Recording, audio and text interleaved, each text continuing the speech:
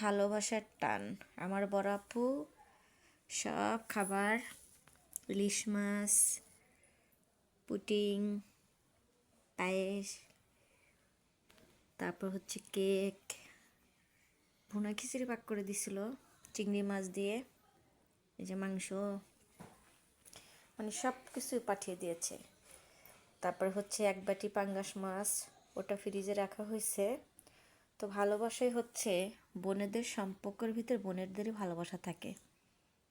ভাই কখনো বোনেদের মতো করে ভালোবাসে না। যদি বোনেদের মতো করে ভাইও ভালোবাসতো তাহলে কারো সংসারে অশান্তি থাকতো না, কারো বাবা মা ভাই বোন না খেয়ে থাকতো না। অশান্তিটা বাজাই হচ্ছিল ভাই যখন সে বিয়ে করে, তখনই তার অন্যরকম কথাবার্তা হয়। বিয়ে করার আগে কখনো ভাইরা পর হয় না, বিয়ে করলেই পর হয়ে যায়। বেইমানের চোখ তখনই বোঝা যায়।